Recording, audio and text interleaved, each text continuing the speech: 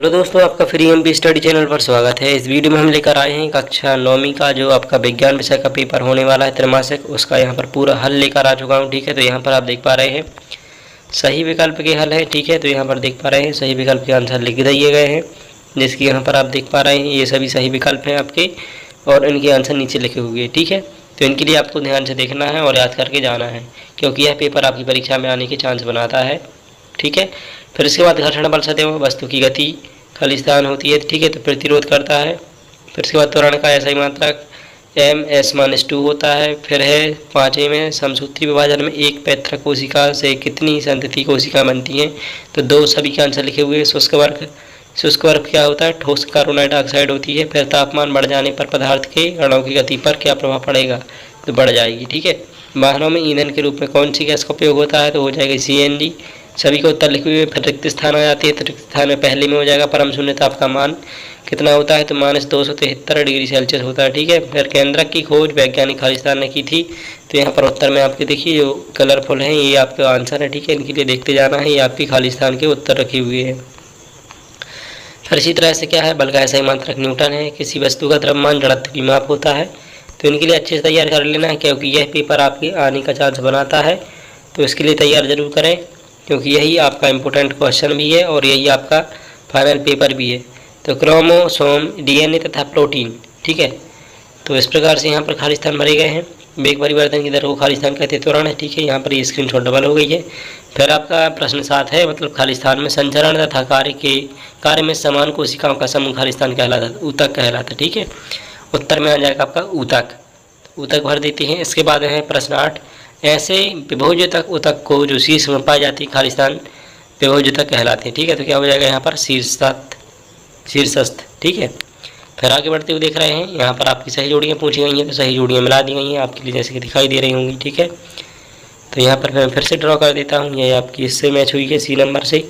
फिर आपकी कोशिका भित्ति जो मैच हुई है वो हुई है C नंबर से यहाँ पर। ठीक है, फिर यहाँ पर 3 नंबर की जो मैच हो रही है वो हो रही है आपकी D नंबर से, और यहाँ पर 4 नंबर की जो मैच हो रही है ये हो रही है आपकी B नंबर से, और 5 नंबर की कोशिका जो है ये हो रही है A नंबर से, और 6वें नंबर की हो रही है E से, और वेग में परिवर्तन दर 7 की हो रही है F से, और 8 की हो रही है D से।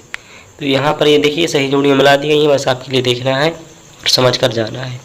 फिर प्रश्न 4 है, एक वाक्य में उत्तर लिखने हैं, तो एक वाक्य में उत्तर यहाँ पर बताए गए हैं। पदार्थ की व्यवस्था जिसमें आकार व आयतन दोनों निश्चित होते हैं कहलाती है, तो ठोस अवस्था कहलाती है। उत्तर नीचे लिखा है। नमक व आयोडीन को पृथक करने की विधि, तो यहाँ पर कौन सी हो जाएगी आपकी ऊर्ध्वपातन, क्योंकि ऊर्ध्वपातन में क्या आते हैं, उबाल करके दोनों को अलग कर सकते हैं। फिर इस प्रकार से आगे प्रश्न है, जड़त्व किसे कहते हैं, आपकी क्या है, एक शब्द में या एक वाक्य में उत्तर है। जड़त्व किसे कहते हैं, एक वाक्य वाले उत्तर दिए गए हैं, ये इसकी परिभाषा रही। आगे बढ़ते हुए देख रहे हैं संवेग क्या है, तो संवेग की यहाँ पर परिभाषा लिखी हुई है। ठीक है, किसी वस्तु का संवेग उसके द्रव्यमान तथा वेग के गुणनफल के बराबर होता है। संवेग बराबर द्रव्यमान गुणित वेग। ठीक है, तो यहाँ पर समीकरण लिखा हुआ है नीचे। फिर प्रोटीन का संश्लेषण कोशिका में कहाँ होता है, यह प्रश्न है, इसका उत्तर नीचे लिखा हुआ है, बस आपके लिए देखना है और याद करके जाना है। आगे बढ़ते हुए देख रहे हैं प्रश्न क्रमांक 6 है, इसमें दिया विलयन किस प्रकार का मिश्रण है, तो समांगी मिश्रण होता है। फिर है कि 7वां प्रश्न है कि ATP का पूरा नाम क्या है, तो हो जाएगा एडिनोसिन ट्राइफॉस्फेट। फिर प्रश्न 8 है क्लोरोफिल युक्त प्लास्टिस्ट। ठीक है, क्लोरोप्लास्ट होता है।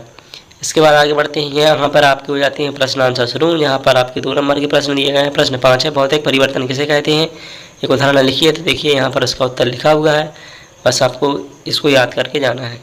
अगर याद कर लिए तो रिवीजन कर सकते हैं। ठीक है, आपके लिए सहायता होगी आपके पेपर में। तो फिर आगे बढ़ते हैं, प्रश्न क्रमांक 6 है, पदार्थ से आप क्या समझते हैं, तो यहाँ पर पदार्थ की परिभाषा लिखी हुई है कि पदार्थ वे होते हैं जो एक ही प्रकार के कणों से मिलकर बने होते हैं तथा उस पदार्थ में मौजूद सभी कण समान रासायनिक प्रकृति के होते हैं, जैसे सोना, तांबा आदि। ठीक है, फिर प्रश्न 7 है कि वेग एवं चाल में अंतर लिखिए, तो यह इंपोर्टेंट क्वेश्चन है। वेग और चाल में अंतर पूछा जाता है कई बार, तो यहाँ पर देखिए 3 अंतर लिखे हुए हैं, बस आपके लिए क्या करना है, इनके लिए याद कर लेना है। तो 1, 2, ठीक है, और 3, तीनों अंतर लिख दिए गए हैं। आगे बढ़ते हुए देख रहे हैं प्रश्न 8 है, कोशिका को जीवन की संरचना एवं क्रियात्मक इकाई क्यों कहती हैं, तो यहाँ पर इसका उत्तर लिखा हुआ है। ठीक है, पढ़ लेना है आपके लिए, मैं सभी के आंसर नहीं पढ़ रहा हूँ, समय के प्रति समय कम है। ठीक है, तो प्रश्न 9वां है, न्यूटन की अधिका द्वितीयक नियम लिखिए। तो प्रश्न 9 में आपका उत्तर दिया गया है, उसके लिए आपको लिखना है। ठीक है, ये हो जाएगा। फिर देख रहे हैं प्रश्न क्रमांक 10, जिसमें पूछा है कि प्रश्न 10 में लाइसोसोम को आत्मघाती थैली क्यों कहते हैं। तो इसका आपके लिए उत्तर यहाँ पर नीचे दिया गया है। कोशिका के क्षतिग्रस्त या अम्लत होने जाने पर लाइसोसोम्स फट जाते हैं और मुक्त एंजाइम्स अपनी ही कोशिका को पचा देते हैं। ठीक है, इस कारण लाइसोसोम को आत्मघाती थैली कहती है। तो यहाँ पर इसका उत्तर आप देख पा रहे होंगे, हो गया है। फिर आगे बढ़ते हुए देख रहे हैं प्रश्न 11, टिंडल प्रभाव क्या है। टिंडल प्रभाव नीचे लिखा हुआ है, बस आपके लिए क्या करना है, इसके लिए समझना है और याद करना है। फिर आगे बढ़ते हुए देख रहे हैं पदार्थ की तीनों अवस्थाओं को लिखिए। तो यहाँ पर 3 अवस्थाएं लिखी गई हैं, ठोस, द्रव तथा गैस। फिर प्रश्न 13 है गॉल्गी का उपकरण की कोई 2 कार्य लिखिए। तो यहाँ पर देखिए स्राव करना होता है और लाइसोसोम का निर्माण करना होता है, ये दोनों इसके कार्य हो जाती है। आगे बढ़ते हैं प्रश्न 14 लिखा हुआ है कि विभोजतक उतक की परिभाषा लिखिए। तो यहाँ पर परिभाषा लिखी हुई है, आपके लिए बस देखना है, याद करना है और पेपर देना है। फिर प्रश्न 15 यदि क्रिया सदैव प्रतिक्रिया के बराबर होती है तो स्पष्ट कीजिए कि घोड़ा गाड़ी को कैसे खींच पाता है। इसका स्पष्टीकरण और इसका आंसर जो है नीचे लिखा हुआ है इतना। ठीक है, इसको याद करके जाना है। प्रश्न 16 में है पादप और जंतु कोशिका में अंतर।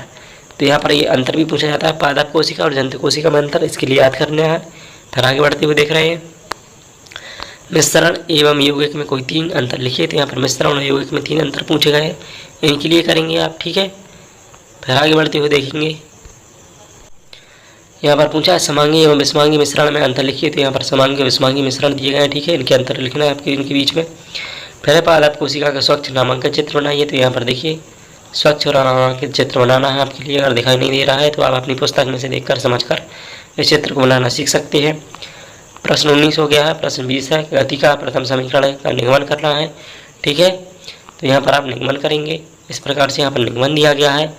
फिर आगे बढ़ते हैं, इसके लिए आप समझ लेंगे। ठीक है, प्रश्न 21 है किसी कोशिका में केंद्रक की भूमिका स्पष्ट कीजिए।